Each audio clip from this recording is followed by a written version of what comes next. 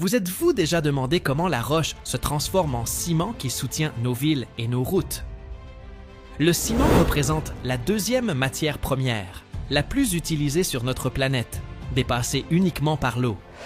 Ce matériau, de teinte grisâtre et sous forme de poudre, constitue la base fondamentale pour la production de béton et joue un rôle décisif dans la construction des infrastructures.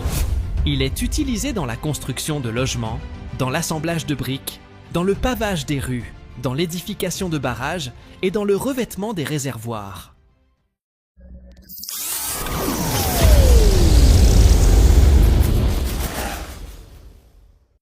Son importance réside dans le fait qu'il agit comme l'élément liant qui unit et renforce des structures aussi variées que des gratte-ciel et des ponts.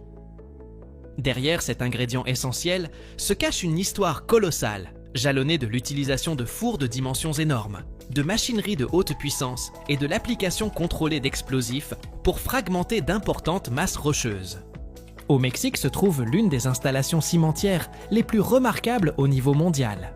Une usine qui, bien que semblant être une véritable ville industrielle, constitue en réalité une unique et vaste factorerie.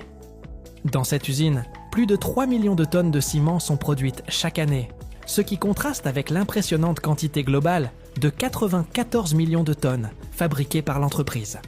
L'ensemble du procédé productif débute dans une carrière de calcaire, où la roche exposée à la surface possède une teneur relativement élevée en silice, fer et oxyde d'aluminium. Toutefois, en profondeur, le minerai se révèle de meilleure pureté. Cette carrière se situe à une altitude de 2500 mètres au-dessus du niveau de la mer et s'étend sur environ 800 hectares. Pour extraire le calcaire présent en surface, il est indispensable d'utiliser des explosifs.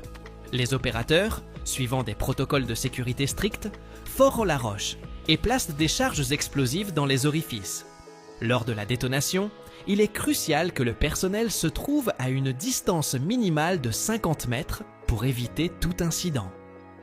L'explosion concentrée fragmente la paroi de la montagne, libérant jusqu'à 200 000 tonnes de minerai en un seul coup. Après la volée, la machinerie lourde entre en action. Les excavatrices et les pelles mécaniques récupèrent les décombres et les chargent dans de gros camions bennes, capables de transporter jusqu'à 90 tonnes par voyage. L'une des pelles, équipée d'une benne de 12 mètres cubes, peut récolter environ 18 tonnes de roche à chaque opération. Une fois chargés, les camions transportent le minerai vers l'usine cimentière voisine, où débute la transformation du calcaire en ciment. Le premier défi dans l'usine réside dans